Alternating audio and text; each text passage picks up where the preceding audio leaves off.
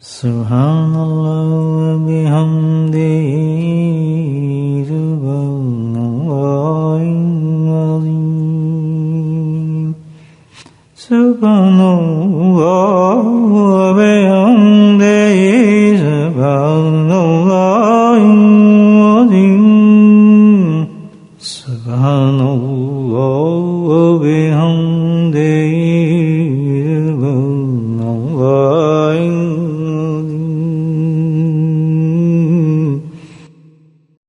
Allah Ta'ala has given us an objective of life, and in the Quran Hakim,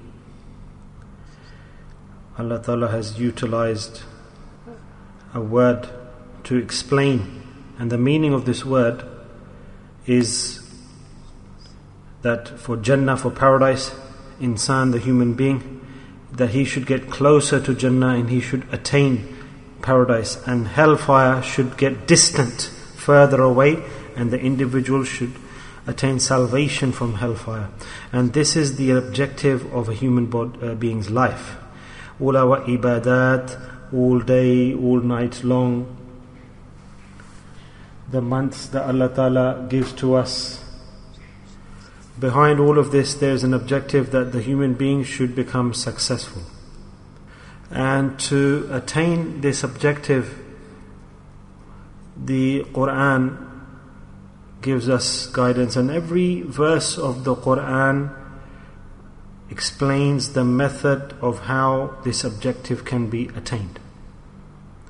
Every verse and every event of the Quran, it reminds the human being that you need to attain this objective, and it tells us the method, the tariqah. And one verse is such where Allah subhanahu wa ta'ala has clearly mentioned the method in that for us, and very easy has Allah made it for us, that the human being, if he adopts this method, then praise be to Allah, alhamdulillah, he attains success, falah. That verse is a small verse, small scale, but the whole collective summary of the objective of life. Allah says, قَدْ أَفْلَحَ مَنْ زَكَّاهَا, that the person who wants to attain falah, success, Allah Ta'ala has defined the route to success, that what is it that gives a person falah, success. And as I just said, the meaning of falah is to get paradise, get closer to paradise, and to get further away from hellfire. And the method to do this, tazakkaha, is to adopt the path of tazkiyah. Because that human being who becomes successful in life, he works hard all life long, and he does tazkiyah in that journey, that within him, in his batin, that he purifies and makes clean his batin from all of the defects and maladies. Then Allah Ta'ala gives the guarantee that that person is destined for paradise. He's a Jannati. Now, such a big point, if we understand this, then what is our objective? And our function is that all life long we should work hard on this principle. A big shortcut route to success, that we need to purify ourselves from within. If our batin is clean, our salah will be accepted. If our batin is purified, then our hajj will be accepted, our ibadat will be accepted, our worship, our tahajjud, our dhikr will be accepted, our working hard will be accepted. If my batin is impure and dirty, then the Quran says that the human being cannot succeed. And the Quran has defined this path as tazkiyah, this method as tazkiyah, purification of the batin, of the inner state and the soul. Now what is this? If ultimately, that what is that exists in the purification of the batin, that this is the basis for our success. We need to look at this. What is the batin? What is tazkiyah of the batin? What is purification of the heart and the soul? Just like, you have something, there's something on the road, something on the pavement, there's mud or there's dirt, and we pick it up and we clean that pavement, or that defective item which is dirty, we wash it, clean it. When the dirt is rubbed away, wiped away, and then suddenly, alhamdulillah, a diamond comes out.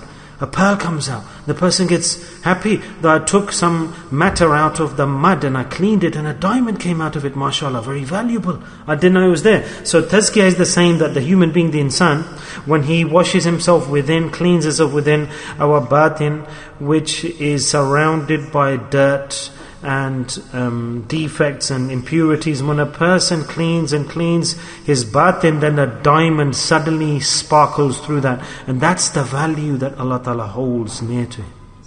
That tazkiyah, purification, Allah says, purify, wash. Why should you wash?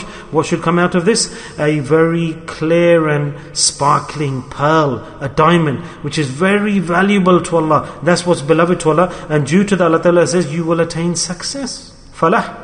Do you understand the point? The example, that's the reason that we will attain falah. That after purification, that should come out. If that thing doesn't come out, then we can't attain falah. We cannot purify ourselves. We cannot clean ourselves. For example, you are washing the diamond, polishing the diamond, and if the dirt doesn't come off, then you'll see the dirt on the surface. But as soon as you wash away the dirt, then the value of that diamond will increase. In the same way, tazkiyah of the human being, the batin inside the human being should become so clean and pure. When he becomes clean and pure, as soon as he's clean and pure, then the sparkle from the diamond, the glow and the value will shine through. That's why Allah Ta'ala says, clean yourselves. So what is the name of that diamond? What is that method? That's what we need to learn. What's the name in the hadith and the Quran? What is the reward Allah Ta'ala has given for polishing the diamond? That is called akhlaq husna, the highest level of good conduct. Yes, social conduct, manners and akhlaq. All of the value of the diamond is based on the shine and the glow. So if akhlaq shines through, then that person successful. His salah is successful, his hajj is accepted, every deed and amal and ibadah is accepted, because he becomes a valuable human being. And that's the whole story. That's the crux of it.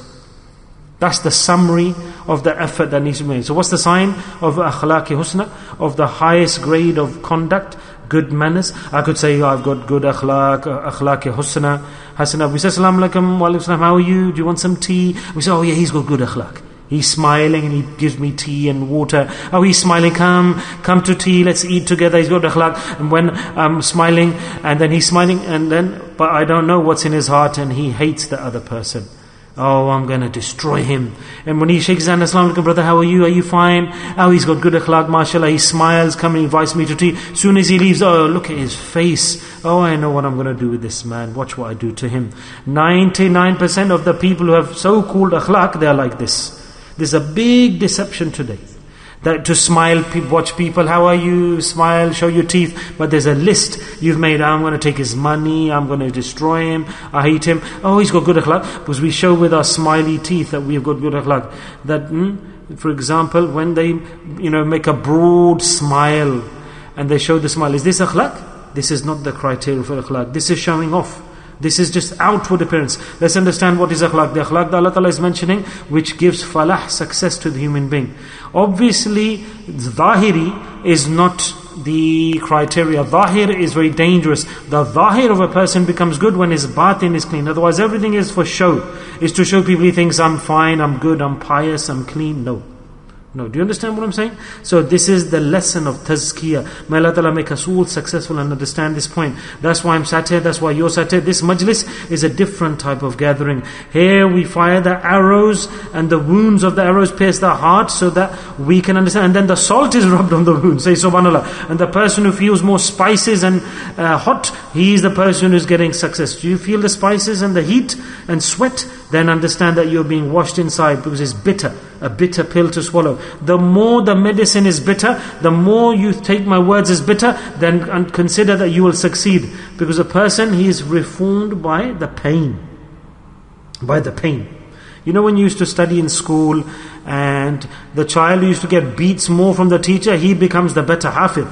Isn't it? Yeah, because he gets the scolding from the teacher, his hifz will be more firm. So my brothers, akhlaq isn't smiling and showing your teeth to people. For the sake of Allah, if this is your habit, then leave this. Yeah, this is deception, fraud, showing off, banditry, and there are severe punishments for this. For the sake of Allah, understand this, life is short, let's correct ourselves. Understand what is akhlaq. Understand what is humanity. There will be a severe test in the hereafter. Severe test will come our way. Severe. Don't go towards Dahir and external shelf and showing to people you're clean outside and you're pure outside. No, this is not this is nonsense. This is a nonsense definition. Because those people who say that, oh, they've got good akhlaq, Allah's Nabi Sallallahu Alaihi Wasallam has given us a different definition of akhlaq, subhanAllah. Different definition. And I remember this hadith of Mishkat, narrated, that what a great point and principle of Islam is the subject of akhlaq.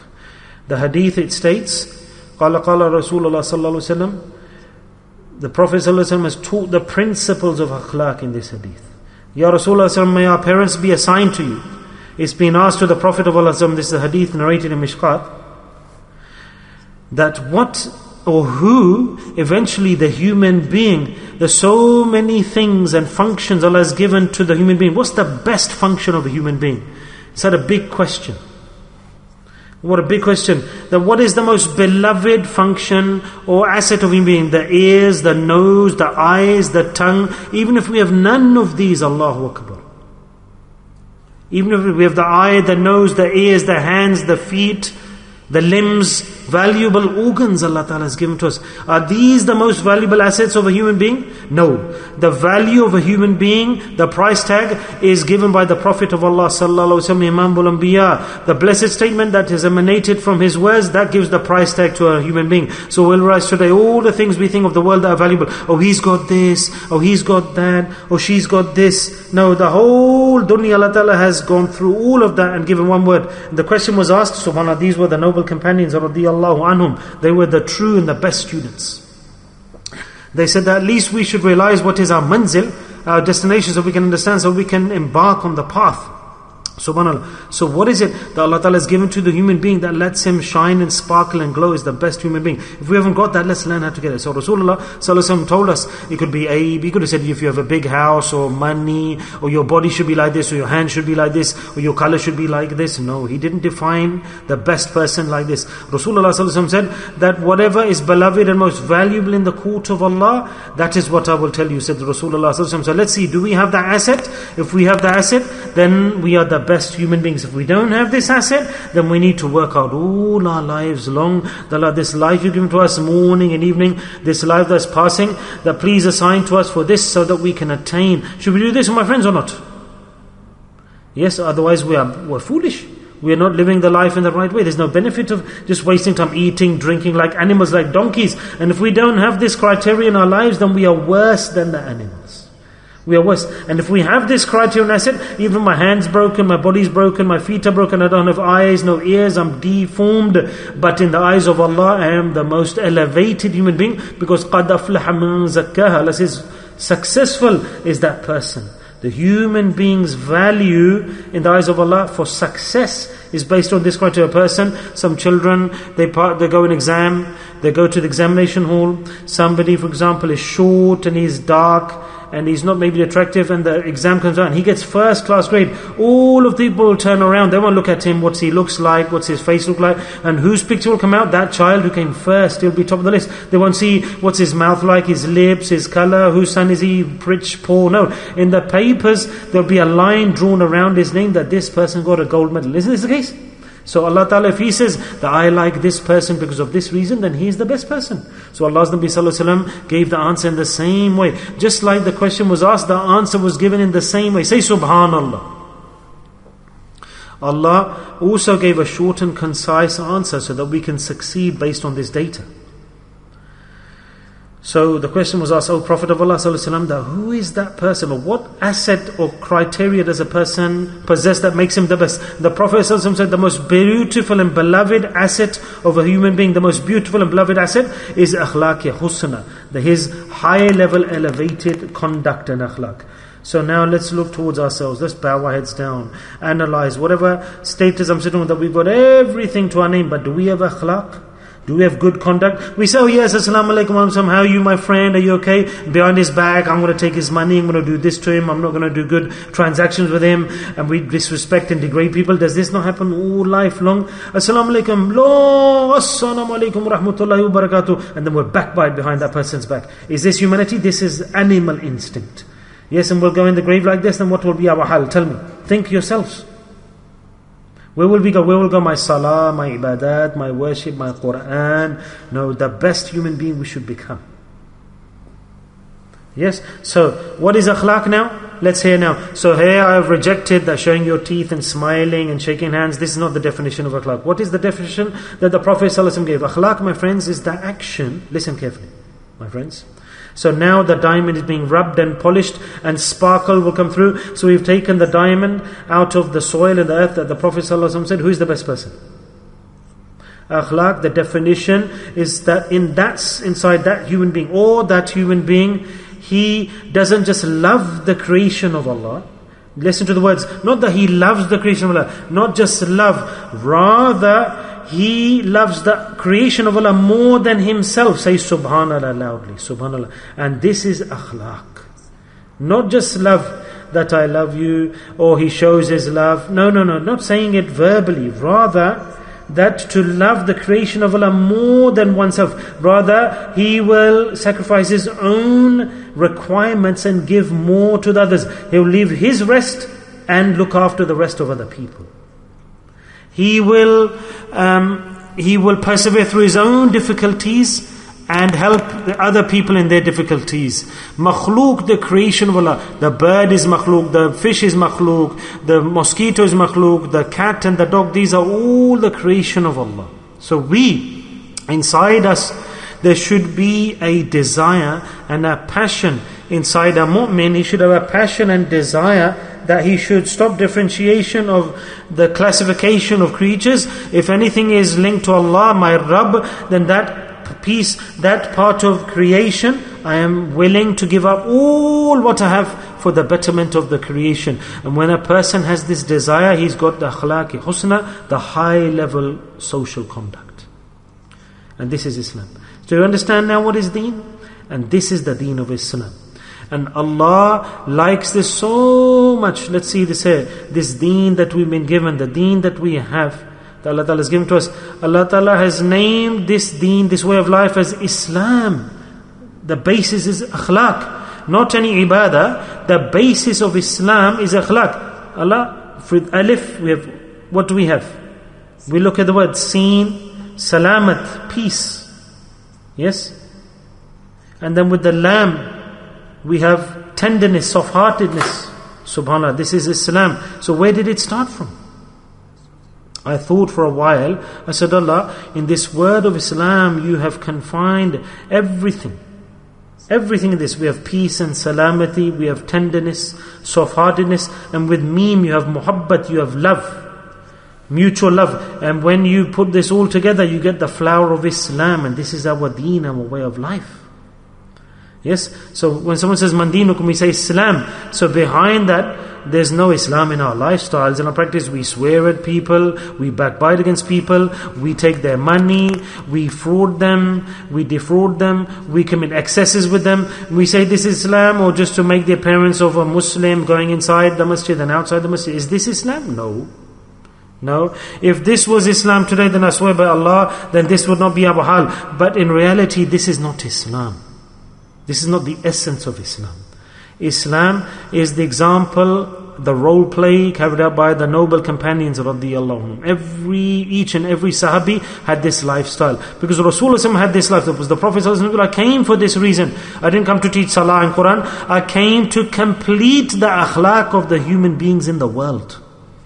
So that you can become those people who Allah wants you to be. So you can become valuable. And the Prophet ﷺ's every breath was like this. For example, the Prophet ﷺ would leave what he had himself and give to others. A person came once and he gave a beautiful sheet, blanket to the Prophet ﷺ. It was beautiful and black with white lines. And he presented, and subhanAllah, he was stroking his hand, and he said, it's very nice, very nice. And subhanAllah, how much? And he didn't even turn, and another person came. He said, "Oh, Prophet of Allah, give me this blanket. I like this." And the Prophet took it, what was given to him just recently, and gave it to that person. The Sahaba were looking. Imagine. They were learning. What's the point here? Another companion came, and a nomad came, and he had a stone tied to his stomach. And from some days he had nothing to eat, no water, no food, and And the Prophet ﷺ went to each of his wives, is there any food? And he came back and said that they've all replied that we have no food, there's no water left to drink. No water to quench the thirst. This was the hal. And the man came. He said, "O Prophet of Allah ﷺ, please fulfill my need. Give me some money." He was from the rural area. He said, "Give me some money. I have no resources." The Prophet ﷺ was silent. He said, "I need some money." He said, "Okay, then go to this person and take a loan out in my name, and I will return the loan to that person." And Hazrat Umar radiallahu anhu was sitting there, and he became a bit passionate. He had jalal and he was immersed in love. Obviously, if you love somebody, then you won't want that person to have any pain and difficulty. And he said, "Oh Rasulullah sallallahu alaihi wasallam, that was this lazim on you that you had to give him the loan? We know that you're in severe difficulty. Why did you do this?" And the Prophet sallallahu alaihi wasallam did not reply. Silence. Another person came, and the Holy Prophet ﷺ had some goats, and quite a few goats at that time, mashallah. And the Prophet ﷺ was not poor. Yes, he had the poverty, and he adopted that. Can there be anyone more rich than the Prophet ﷺ? This wasn't the case that he was poor, he didn't have anything to his name. No, but the Prophet ﷺ liked it. Hubbal muskina. He said, I prefer to stay as a miskeen, as a poor person, and to rise as a poor person in the hereafter. He had a desire, just like I have a desire, I want to be the richest, I want the best things, everyone should say salam to me, my status should be the highest, I should be this and that.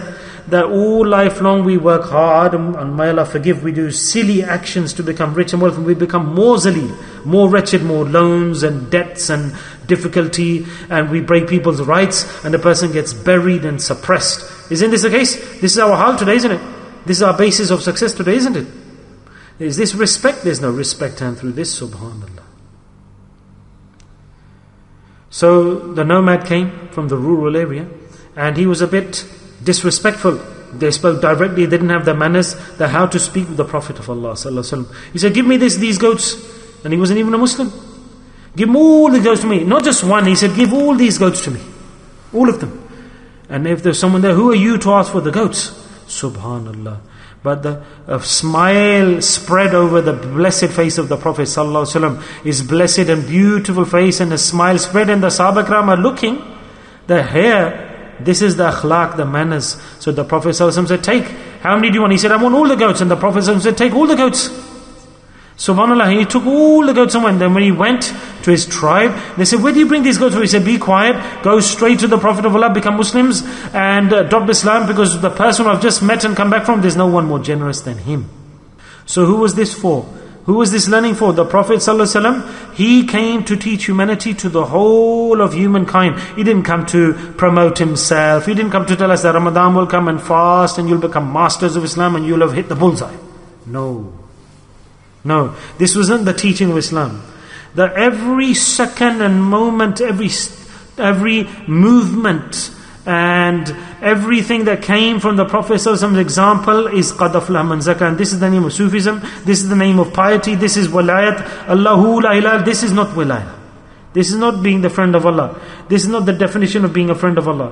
The Hazrat Maulana Rumi rahmatullah said that lay out the prayer mat, take a tasbih in your hand and put something, wrap it around you, and you can become a Sufi, and take a few students behind you. First demonstrate your akhlaq, sacrifice some time, efforts, resources for people. And the definition is that you should love the creation of Allah more and over and above the love you have for yourself. And you should realize, people should realize, I swear by Allah, that this man waqi, most definitely he is the master of akhlaq. Master of akhlaq. That's what people should say. Now this, when a person becomes like this, man or woman, when a human being becomes like this, that he or she loves the creation more than himself, then he becomes like Hazrat Khwaja Garib Nawaz, he becomes like Hazrat Ali Murtaza rahmatullah, he becomes like Hazrat Fazal Ali Quraishi rahmatullah. These are the people who become true human beings. They weren't made by anything. Well, if it was through dhikr, then there are very great couplets of Punjabi, that if they were to be made through dhikr, then all of the fish and the dodos and other birds, they would have become walis as well. So you don't become a wali through this, you become a wali through qad aflaha man zakkaha wa qad khaba man dasaha. Allah Ta'ala says that the person whose akhlaq is the best, wali washes and purifies and cleans, and the diamond is polished and rubbed, which is called akhlaq husna inside us. And the definition of this is that more than yourself, you should love the creation of Allah. Yeah, let's take a cat. Let's take a cat. If a cat all night long is lying down in his bed, there was a Sahabi, a companion, and he lay down the cat, and it was severe cold, and he spent the night outside, but he put the cat on his bed because there will be difficulty for the cat. Say Subhanallah. So here, we don't even give the beds to the human beings. No, he's not a Muslim. Oh, he's a disbeliever. Oh, he doesn't believe. Is this Islam what it teaches us? Shouldn't we have compassion for all people of all backgrounds and religions? So what we realize here is that the root cause of destruction in our day and age today, whenever we have earned, you can say, a loss, is whenever our akhlaq is in the lowest ebb. Why? Because when we get this diamond, why has Allah Ta'ala given us this great maqam based on akhlaq? Yes? Why has Allah Ta'ala given a high status on good akhlaq? Because when akhlaq comes into a person, when a person starts to love the creation of Allah, imagine this, that when a person, what is makhluk? Whenever you start to love another person or creature in creation that you're willing to give, you won't look at enmity or what is that person's background. Then will you do dhulm on anybody? Will you oppress anyone? Will you take anybody's money? Will you murder anybody? Will you consume anybody's wealth? Will you commit excess against someone? Will you grab somebody's neck and hit them? Will you fight anybody? Will you backbite against anybody? No, the whole ma'ashara society will become made, and dhulm, oppression, will disappear. In no home will there be oppression. In no village will there be oppression. In no business will there be any dhulm.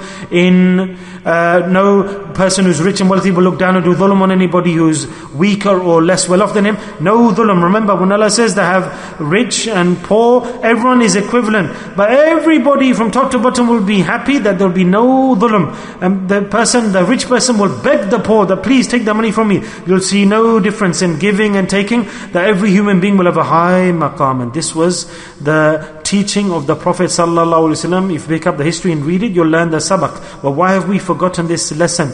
That this sabak, this lesson, is what the Sufis revise with the students in their places of worship. They elevate their akhlaq, their humanity, their feelings, their emotion. They don't teach them you have to do this and adhkar, etc. Have you not seen that in which ways the Sufi Kiram, how they created great students who didn't have no ilm, no knowledge?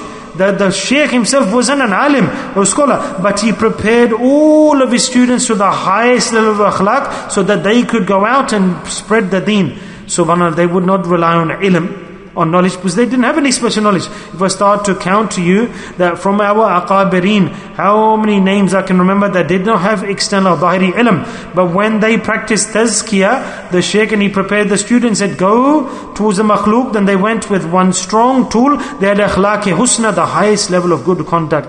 In the night I saw my Hazrat.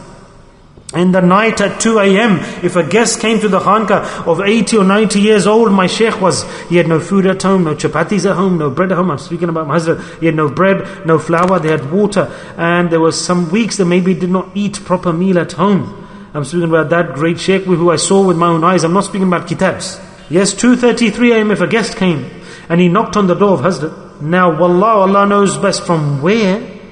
Even at that time I was in the khanka, I was watching everything, I could see the scene.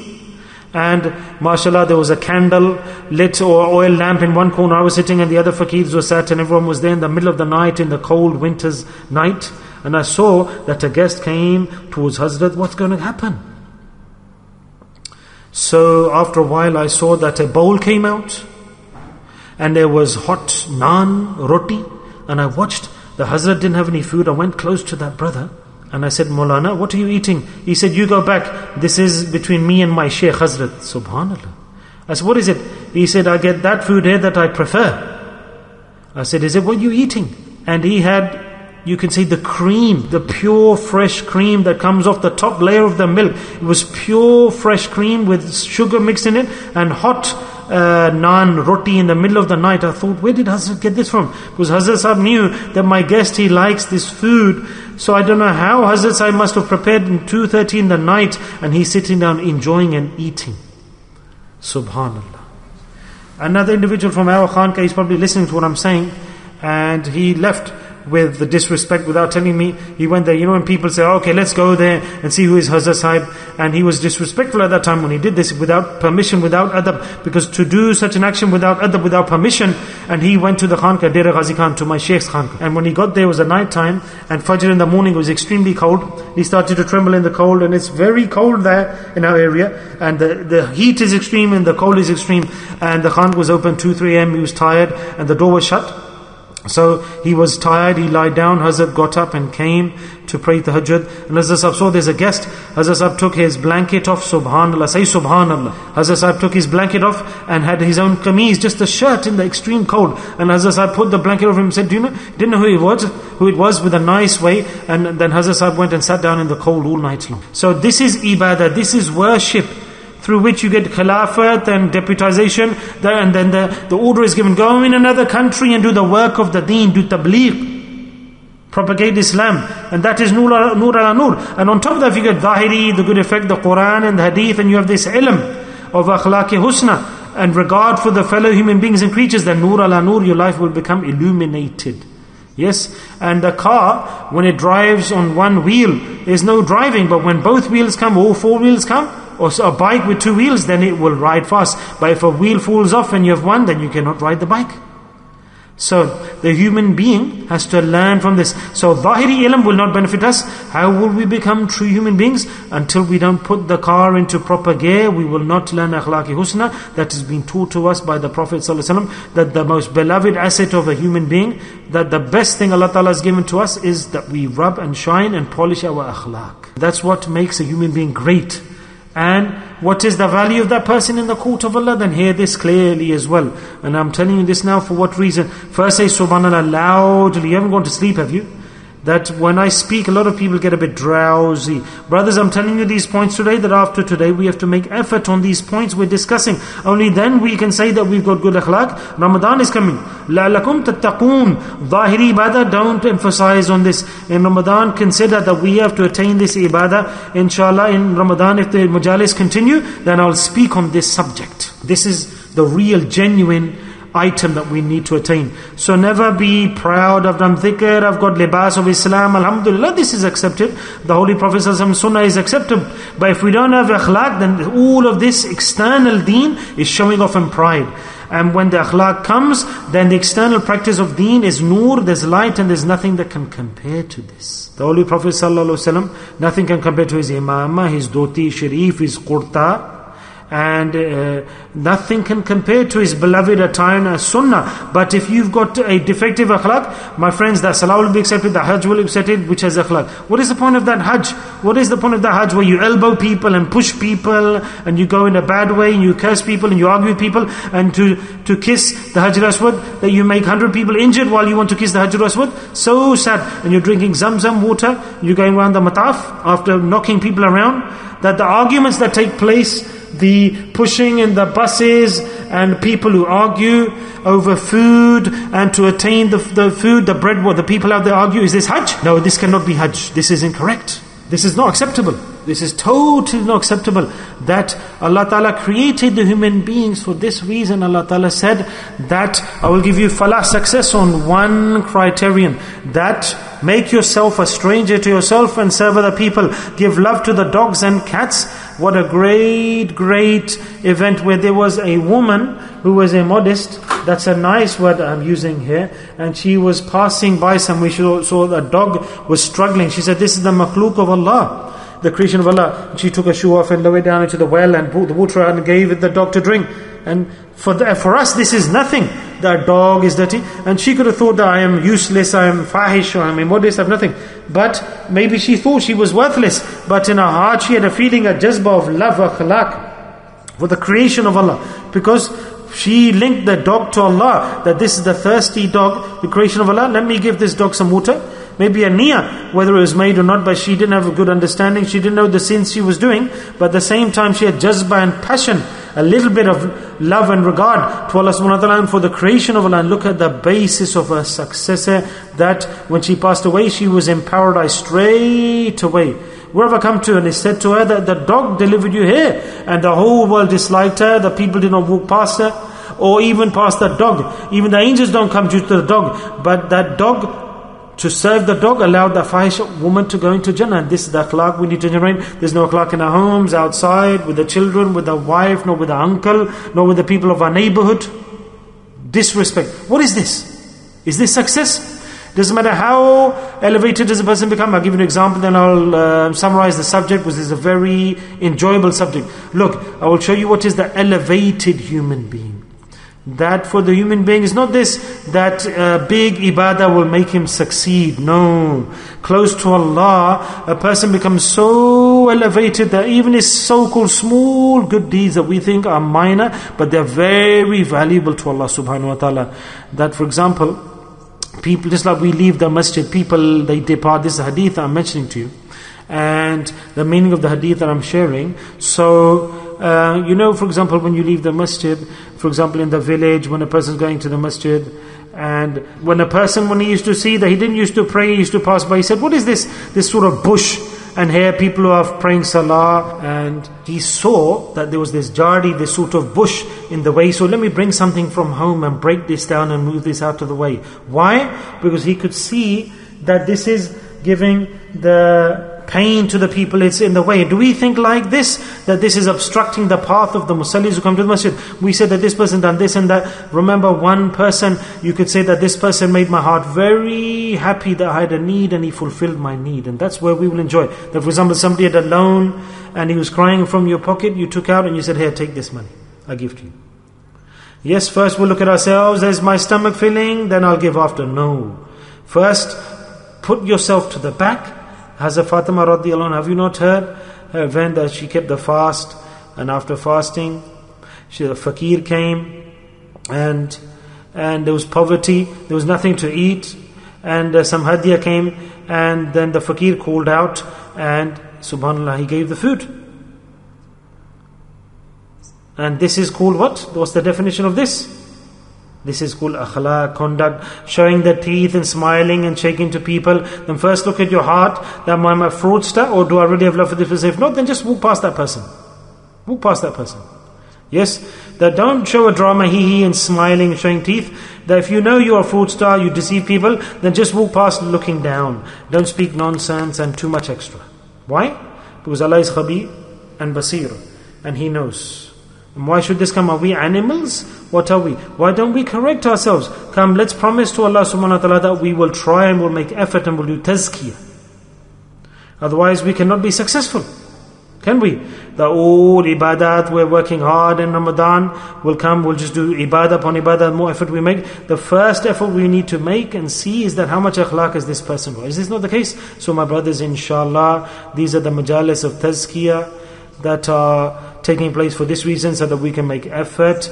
But let's do the right effort, walk on the right path, and we should always look at our akhlaq, and we should make an effort to instill giving for the sake of others, for others over and above ourselves. Forgiving others. If someone is swearing at me, saying bad to me, somebody came to the Prophet and was disrespectful, there was a nomadic, and he came and he grabbed the sheet and the blanket of the Prophet ﷺ.